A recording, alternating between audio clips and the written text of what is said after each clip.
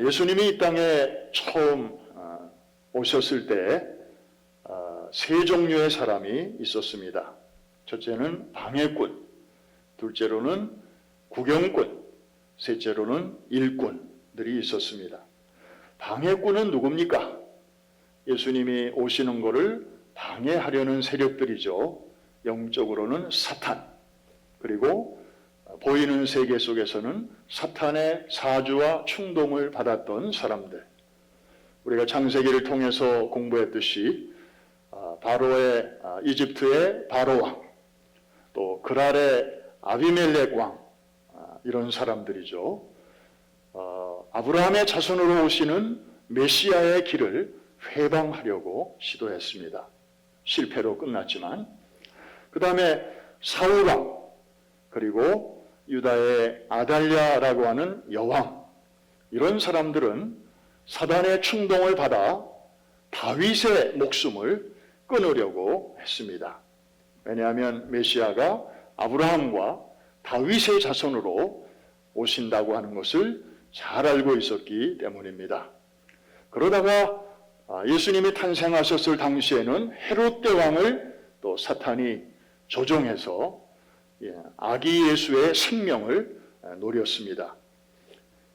그러나 다 저들의 시도는 수포로 돌아가고 말았습니다. 방해꾼들입니다. 그런데 일꾼들이 또한 있었습니다. 주님이 이 땅에 처음 오시는 그 길을 예비했던 사람들, 참 고마운 분들이죠. 그리고 귀한 분들입니다. 누굽니까?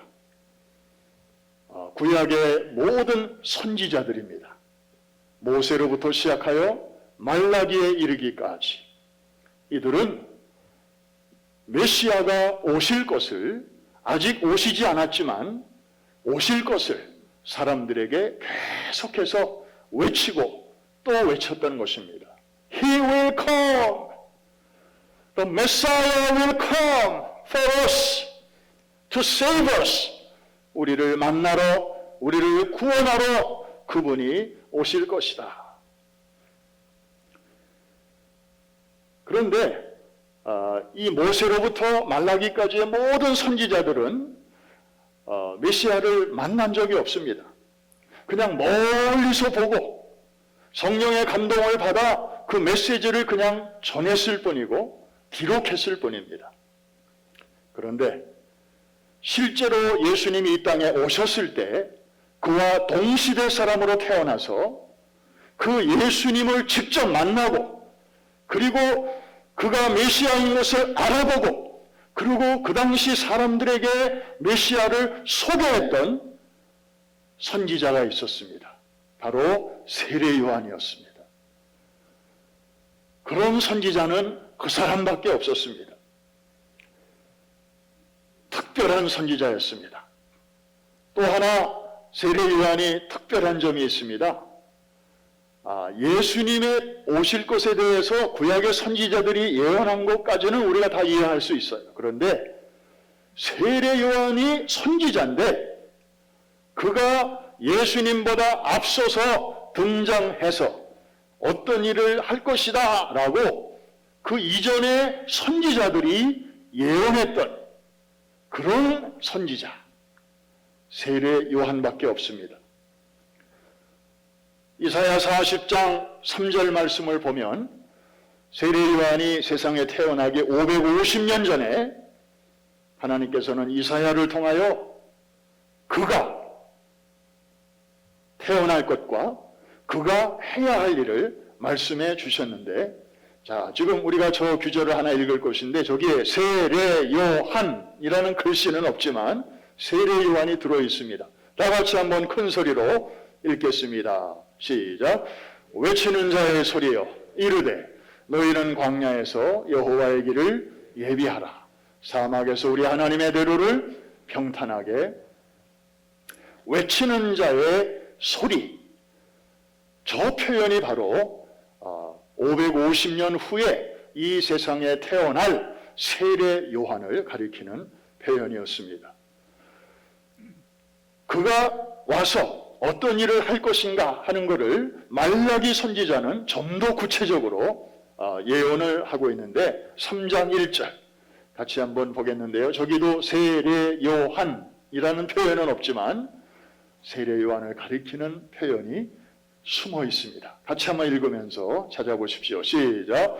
만국의 여호와가 이르노라. 보라, 내가 내 사자를 보내리니 그가 내 앞에서 길을 준비할 것이요 또 너희가 구하는 바 주가 갑자기 그 성전에 임하시리니 곧 너희가 사모하는 바 언약의 사자가 임하실 것이라. 내 사자를 앞서 보내리니 라고 말씀하셨는데 바로 세례 요한을 가리키는 표현입니다. 메시아의 앞서 메시아의 길을 준비하는 전령사가 보내어질 것이다 하는 거죠. 창세기 3장 15절 이래로 구약의 수많은 선지자들이 메시아가 오실 것을 멀리서 보고 예언하였지만 이들은 그 메시아가 오실 것을 그냥 멀리서 보고 기뻐하다가 세상을 떠났습니다. 그런데 세례 요한은 아까 말씀드린 것처럼 예수님보다 6개월 먼저 세상에 태어나시고 같은 시대의 공기를 마시면서 그리고 메시아를 딱 보는 순간 세상 죄를 지고 가는 하나님의 어린 양이로다 대번에 알아보고 그리고 사람들에게 회개의 세례를 받게 하면서 그 메시아를 맞이할 수 있는 그 길을 예비했던 것입니다. 그래서 예수님은 세례 요한을 가리켜서 여자가 낳은 자 중에 가장 위대한 사람이라고 칭찬을 하셨던 것입니다. 자, 여기까지. 그런 의미에서 세례 요한은 구약의 마지막 선지자로서 초림하시는 메시아가 오시는 길을 잘 준비했던 그의 오시는 그 첩경을 평탄케 했던 귀한 일꾼이었습니다. 자, 이제 오늘 본론으로 들어갑니다. 자, 이제부터가 중요합니다. 잘 따라오시면 아멘 하십시다. 다시 오실 주님에 대해서도 세 종류의 사람들이 있습니다. 지금 이 지구상에 80억이 넘는 사람들이 살고 있는데 결국 세 부류로 나눌 수 있다 이 말입니다. 첫째로는 방해꾼이 있습니다. 주님이 다시 오신다는 걸 나보고 믿으라고?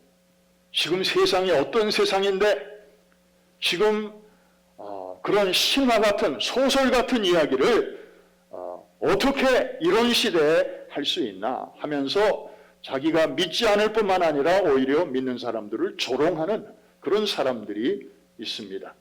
베드로후서 3장 3절로 4절 우리 같이 한번 읽겠는데 이것은 지금으로부터 2000년 전에 이미 이 마지막 때가 되면 이런 사람들이 많이 일어나게 될 것을 내다보고 하신 말씀입니다. 다 같이 시작.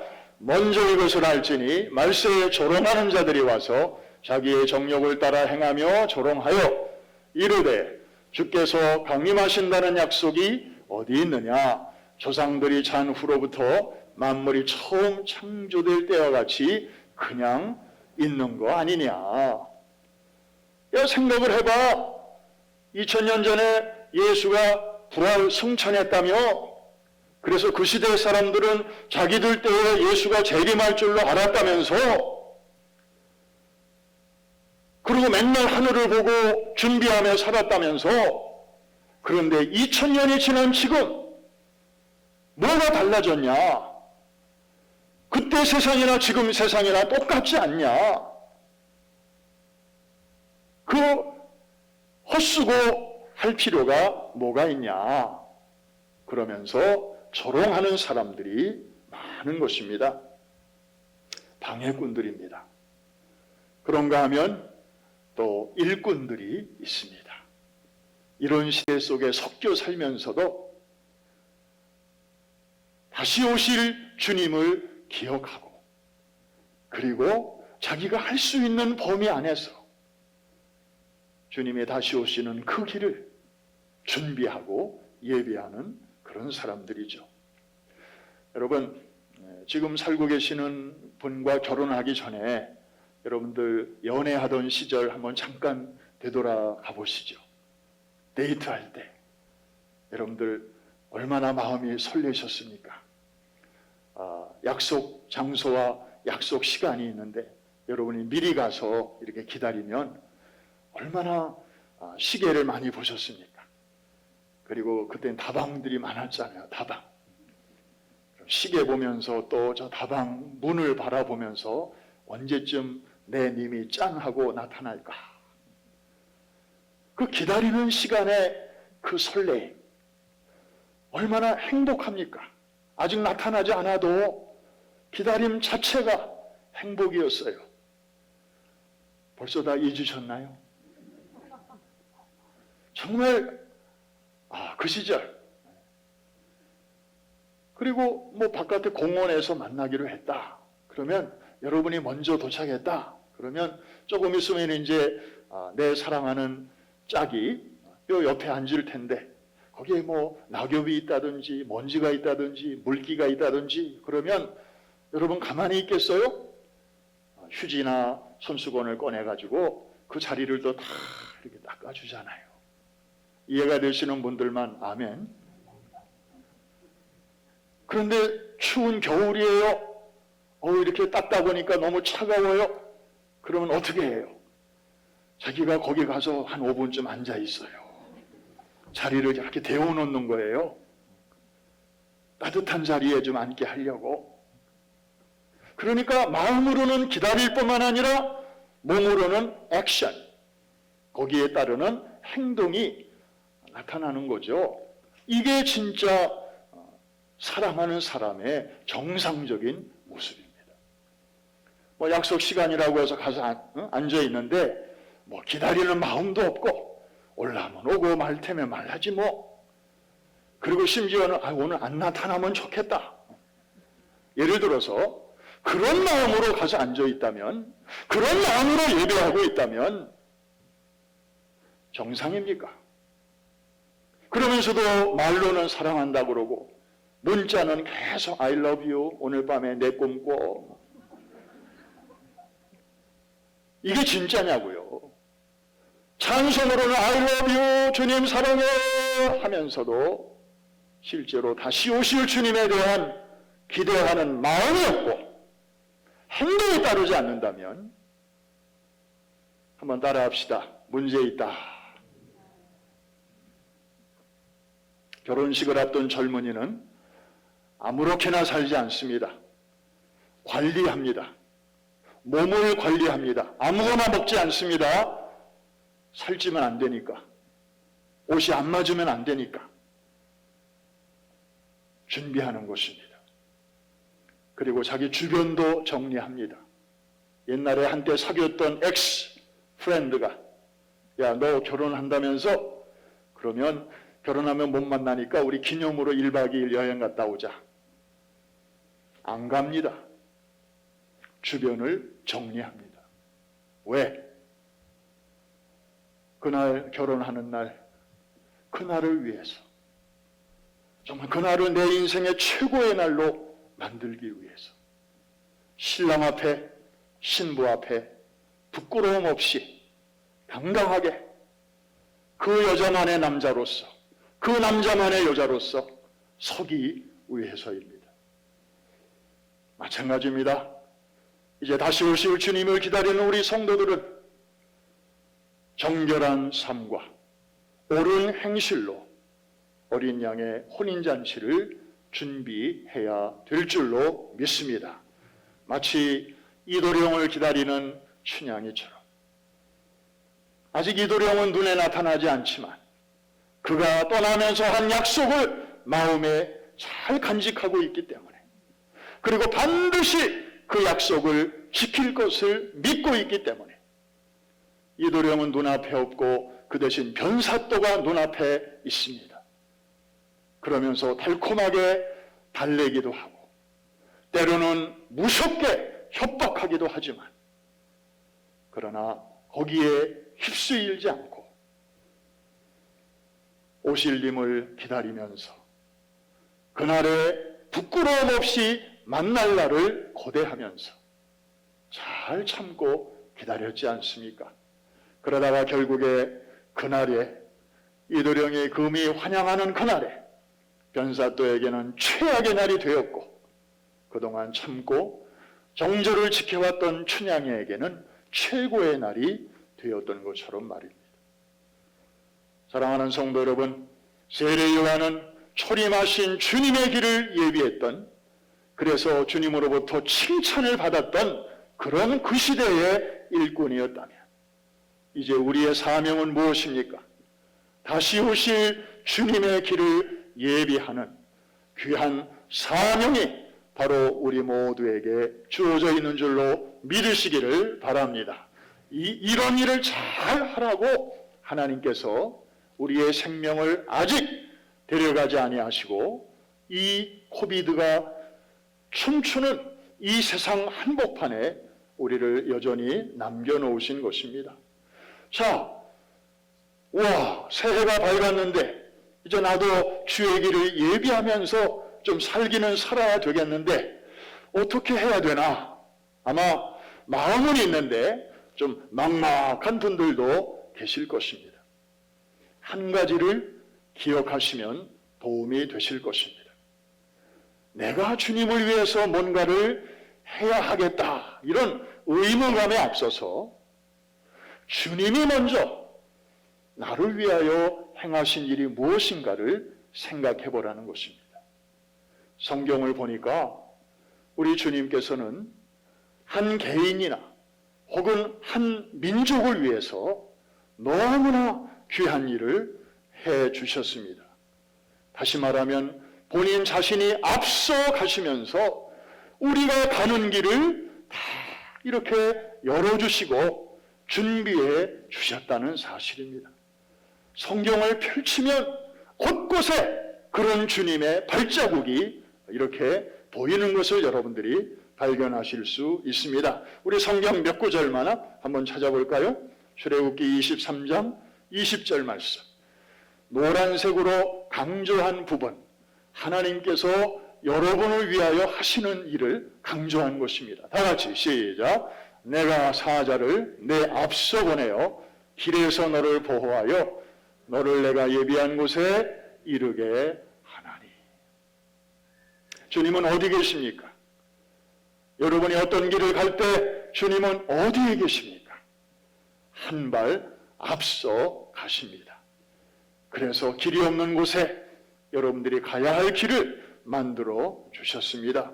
여러분이 지난 한 해 동안에 2021년 얼마나 힘들었습니까? 그런데 그때 어떻게 해서 우리가 지금 이렇게 새해까지 오게 되었는지 한번 잘 생각해 보십시오. 물론 여러분의 힘으로 헤쳐나가는 그런 일들도 있었을 것입니다. 그러나 우리가 알지 못하는 사이에 감당치 못할 많은 위험과 난관이 있었지만 그럴 때마다 하나님께서 우리 자신 위에서 또 우리 교회가 가는 길 앞에 정말 앞서 가셨습니다. 저는 이번에 파나마 갔다 온 그 여행만 생각해도 정말 지금 생각해도 너무너무 신기합니다. 요즘 같은 때 파나마 여행 갈 수 있겠습니까? 그런데 하나님께서 기가 막히게 이렇게 상황이 악화되기 직전에 하나님께서 다 길을 열어주셨고, 이해가 되시면 아멘. 정말 요즘같이 이렇게 변종이 퍼지는 그런 시기에는 꿈도 꿀 수 없는 그런 일을 불과 한 달 전에, 불과 얼마 전에 하나님께서 그렇게 길을 열어주셨습니다. 저는 지금도 그 생각만 하면 정말 우와, 하나님 정말 대단하십니다. 하나님 정말 멋져요 하는 감탄사가 절로 나오는데 여러분은 어떻습니까? 할렐루야. 이야, 정말 앞서가시는구나. 길을 열어주시는구나. 우리 성경 한번 또 찾아봅니다. 신명기 1장 30절. 그냥 앞서만 가시는 분이 아니에요. 가시면서 뭘 하셔요? 우리를 위해서. 다 같이 시작. 너희보다 먼저 가시는 너희의 하나님 여호와께서 애굽에서 너희를 위하여 너희 목전에서 모든 일을 행하신 것 같이 이제도 너희를 위하여 어떻게 하실 것이며 싸우실 것이며. 신명기 1장 33절 한 절 떠봅니다. 시작. 그는 너희보다 먼저 그 길을 가시며 장막 칠 곳을 찾으시고 밤에는 불로 낮에는 구름으로 너희가 갈 길을 지시하신 자이시니라. 여러분, 우리 아버지 하나님은 이런 분이십니다. 믿어주시면 아멘 하십시다. 작년에도 그리 하셨고 금년에도 그리 하실 줄로 믿으시면 아멘 하십시다. 하나님은 이렇게 때로는 직접 그 일을 하시기도 하시지만 때로는 사람을 앞서 보내셔서 당신의 일을 전개해 나가시기도 하십니다. 한 구절만 보겠습니다. 시편 105편 17절 요셉 이야기가 나옵니다. 우리 요셉 그러면 이제 얼마나 친근한지 몰라요. 작년 말까지 우리가 요셉 많이 이렇게 공부했잖아요. 같이 한번 읽겠습니다. 시작. 그가 한 사람을 앞서 보내셨으며 요셉이 종으로 팔렸도다. 여러분, 위의 줄은 읽지 않고 아랫줄만 읽으면 세상에 이런 슬픈 이야기가 또 없습니다. 이런 비참한 인생이 또 없습니다. 17세 소년의 나이에 한창 꿈많은 청소년의 나이에 그것도 다른 사람이 아니라 형제들로부터 팔려가지고 외국에 종으로 팔려갔다. 세상에 이런 기구한 인생이 어디 있습니까? 이게 무슨 축복입니까? 그런데 그 위에 줄을 보니까 아하, 이것이 하나님의 고차원적인 히든 커리큘럼에 따른 것이었구나. 저는 바둑에 대해서 문외한이에요. 그런데 바둑 두는 분들 보면 그냥 아직 판에 별로 바둑알도 별로 없는데 저 광야같이 그냥 휑한 곳에다가 돌 하나를 딱 이렇게 놔요. 그럼 저는 아무리 봐도 왜 저 사람이 저기다가 돌을 놓는지 이해가 안 가요. 그런데 바둑을 아는 분들은 벌써 몇 수 앞을 내다보고 거기다가 그 돌을 놓는 거죠. 그럼 나중에서야 막 치열한 흑백의 전투가 막 진행되다가 나중에 보면 아, 저분이 왜 그 초기에 저 돌을 저기다 놨는지 이제가 이해가 가는 거예요.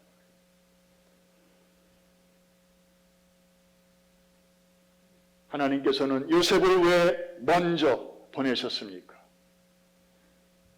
그를 통하여 훗날 야곱의 그 70인의 권속을 이집트로 가족 이민 시키시고 거기서 고센 땅에서 12지파가 형성되게 하시고 12지파를 통하여 이스라엘 민족이 이루어지게 하시고 그러면서 모세를 통해서 이제 출애굽이 이루어지게 하시고 그리고 광야 연단을 거친 후에 여호수아를 통해서 이제 아브라함 때부터 주시고 막 약속하셨던 가나안 땅을 선물로 주시기려고 하나님께서는 그 멀리까지 500~600년 후에 되어질 일까지 다 내다보시고 요셉이라고 하는 그 한 사람을 미리 앞서 보내셨던 것입니다. 와, 저는 이런 스토리를 생각하면 현기증이 막 나요. 이런 신묘막측한 하나님의 깊은 생각을 우리가 어찌 다 헤아려 알 수 있겠습니까? 그러나 지나고 보면 하나님께서 그래서 그렇게 하셨구나. 요셉이라고 하는 돌을 저기다가 저렇게 딱 놓으신 거였구나. 이런 하나님이 금년에도 여러분의 삶을 빈틈없는 치밀한 섬세한 손길로 인도해 주실 줄로 믿어지시는 분들만 아멘 하십시다. 그렇습니다. 하나님은 이렇게 직접 앞장서시기도 하고 때로는 눈에 보이는 사람들을 통해서 우리의 앞길을 예비하시기도 하는 것입니다. 지난 2년 동안 코비드 시대 속에서도 하나님은 여전히 일하셨습니다. 앞서 가시면서 길을 만드셨습니다. 우리 교회가 2년 동안 아무 일도 못한 줄로 알았습니다. 그런데 엊그제 10대 뉴스를 이렇게 보면서 와, 하나님이 정말 열심히 일하셨구나. 우리 교회를 사용하셔서 이런 일도 하시고 저런 일도 하셨네 하면서 정말 그 맹렬히 앞장서서 나가시고 싸우시고 일하시는 그 하나님을 우리는 만날 수가 있었습니다. 온라인 선교 하나만 보더라도 그렇습니다. 여러분, 사도 바울 시대에는 로마 제국을 하나님이 사용하셨어요. 그래서 가는 곳마다 길을 만들었어요. 물론 그들은 군사적인 목적, 경제적인 목적으로 길을 만들었죠. 그런데 하나님께서는 그들이 만들어 놓은 길을 통해서 사도 바울 일행이 복음을 들고 그 시대의 세계 각처로 들어갈 수 있도록 인도해 주시고 섭리해 주셨습니다. 할렐루야. 그런데 그 하나님이 오늘날에는 누구를 사용하십니까? 소위 구글, 또 아마존, 또 페이스북, 요즘은 메타로 이름이 바뀌었죠. 이런 소위 빅텍 기업들과 그리고 정말 머리가 엄청 좋은 그런 사람들을 통해서 인터넷 하이웨이를 쫙 깔아놓으셨어요. 어느새 우리가 모르는 사이에. 그래서 이게 전 세계 지구촌 곳곳 저 아마존 밀림까지 안 들어가는 데가 없어요. 이 길이 다 깔렸어요.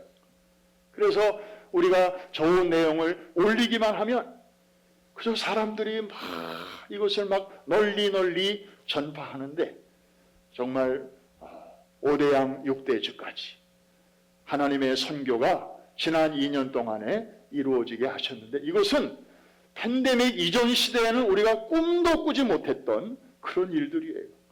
이 모든 일을 하나님이 다 하신 줄로 믿습니다. 주님이 금년에도 여러분 앞서가시며 길을 열어주시고 싸워주실 줄로 믿습니다. 그 주님이 금년에도 우리 교회가 가는 길에 그 앞장서시고 또 길을 만들어주시고 또 어려운 도전과 난관을 만날 때마다 지난번 파나마 때도 도와주신 것처럼 그렇게 길을 열어주시고 막을 것을 막아주시고 목적지에까지 넉넉히 이룰 수 있도록 인도해 주실 줄로 믿습니다. 여러분, 우리말에 주책이라는 말이 있어요. 보통 때 그냥 쓰면 상대방 기분 나쁩니다. 당신 주책이야. 그러면 이거 아주 욕처럼 들립니다. 그런데 우리는 그 말을 거룩하게 재해석합니다. 주님이 책임져 주시는 사람. 줄여서 주책입니다. 주님이 앞서가시고 길을 열어주시고 또 어려움 만나면 싸워주시고 그래서 목적지에까지 무사히 이루도록 책임져 주시는 사람. 옆에 계신 분에게 한번 인사하겠습니다. 그대는 주책입니다. 오늘 집에 가시면서 차 안에서 부부 사이에도 이 덕담을 잘 건네시기 바랍니다. 그런데 이거 오해하면 큰일 나요. 이해할 만한 사람들이니까 사용하셔도 좋습니다. 여러분, 눈만 뜨면 귀만 열면 들려오는 뉴스, 코비드 팬데믹, 위드 코로나, 뉴 노멀 이런 단어들로 온통 도배된 뉴스와 정보 속에 우리가 지금 살고 있습니다. 이러다 보니까 정말 살아계신 하나님을 향한 그 확실한 믿음과 소망의 줄을 붙들지 못하는 사람들은요, 지금 정신없습니다. 새해가 밝았는데도 지금 이게 새해인지 뭔지 그냥 불안하기 짝이 없는 거예요. 여러분, 이런 때일수록 하나님의 자녀들은 정신줄을 똑바로 잡아야 될 줄로 믿습니다. 금년이 호랑이 해 아닙니까? 여러분, 사자나 호랑이를 백수의 제왕이라고 합니다. 왜 그런 명칭이 붙었을까요? 얘네들은 동물원에 가서 가만히 이렇게 보면 그 얼굴 주변에 날파리들이 얼마나 많이 왱왱왱왱 거리는지 몰라요. 그런데 얘네들은 시시하게 날파리와 싸우지 않습니다. 저리 가. 아이, 못 살겠네. 이러면서 시간 보내지 않습니다. 얘네들은 날파리들이 그러거나 말거나 정면을 딱 주시합니다. 목표를 주목합니다. 의연하게 대처합니다. 그래서 백수의 제왕의 면모를 유지하는 것입니다. 사랑하는 성도 여러분, 지금 우리가 살고 있는 시대는 성부의 시대, 성자의 시대를 지나 이제 어느덧 성령의 시대입니다. 그나마 성령의 시대는 2000년 전 사도행전 2장 오순절 성령 강림 사건을 시작으로 이미 시작이 되었고, 지금으로부터 약 120년 전에 아주사 부흥운동, 그리고 비슷한 시기에 영국의 웨일즈, 호주의 부흥운동, 인디아 카시아 지방의 부흥운동, 그리고 원산의 부흥운동, 그리고 평양의 장대원 교회의 부흥운동에 이르기까지 전 세계 곳곳에서 동시다발적으로 7지역 이상에서 놀라운 성령의 역사가 늦은 비의 역사로 일어나면서 정말 추수가 가까웠음을 하나님은 우리에게 이미 보여주셨는데, 영적인 추수는 예수의 재림을 말하는 것입니다. 정말 때가 가까웠음을 이미 120년 전에 하나님께서는 늦은 비를 통해서 우리에게 알려주셨습니다. 첫 번째 늦은 비가 이미 그때 온 것입니다. 앞으로 하나님께서 또 다른 늦은 비를 언제 그리고 몇 번이나 더 우리에게 주실는지는 아무도 모르지만, 정말 지금이야말로 우리가 성령의 시대를 맞이해서 성령 충만함을 사모해야 할 때인 줄로 믿습니다. 지금 이런 시대가 되었는데도 우리가 정신줄을 놓고 엉뚱한데 신앙의 초점을 맞추고 있다면, 우리는 이 다음에 구약시대의 성도들을 만나면, 그리고 신약시대의 그 성도들을 만나면 우리는 부끄러워서 쥐구멍을 찾아야 할 것입니다. 여보시오! 우리는 구약시대를 살면서 당신들의 시대를 얼마나 부러워했는지 몰라요. 우리 때는 성령님이 왔다가도 떠나시기도 했어요. 당신들 때처럼 그렇게 성령님이 왕성하게 일하시지 않았어요. 그런데도 우리는 그 시대에 하나님의 사람으로 열심히 일했어요. 그런데 당신들은 어떻게 살았습니까? 그 좋은 시대에 태어나서 성령님이 한 번 오시면 끝까지 떠나시지 않는 그런 은혜의 시대를 살면서도 도대체 무슨 생각을 하면서 살았습니까? 무슨 생각을 하면서 신앙생활을 했습니까? 그들이 꾸지람을 한다면 우리는 할 말이 없게 될 것입니다. 다시 오실 주님을 위한 길을 만들며 사시기를 주의 이름으로 축복합니다. 그 첩경을 평탄케 하시기를 바랍니다. 주님을 모르는 사람들, 무관심한 사람들, 구경꾼들이 너무 많은 이 시대 속에서 다시 오실 주님을 소개하고, 특별히 어른들에 비해서 아직 때가 덜 묻은 우리 어린이들과 청소년들에게 다른 것들이 그 마음을 정복하고 지배하기 전에 우리가 예수 그리스도의 피 묻은 복음을 우리 아이들부터 확실하게 체험적인 신앙을 갖도록 하고, 그리고 이제 그 아이들이 세계적인 꿈을 품고 자기 또래 아이들에게 복음을 전하고, 그래서 세계의 선교를 우리의 다음 세대들을 통해서 마무리하도록 하는 에셀나무 프로젝트와 414 윈도우의 그 꿈을 우리가 잘 간직하면서 캄보디아에도 에셀나무 그늘을 만들어주고, 탄자니아에도 만들어주고, 곳곳에 복음의 그늘을 잘 만들어 주면서 다시 오실 주님의 길을 예비하는 뜻있는 한 해가 될 수 있기를 주의 이름으로 축원합니다.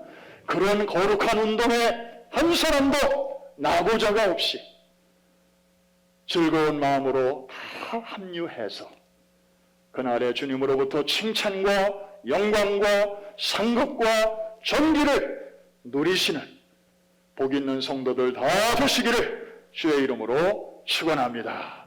축복합니다.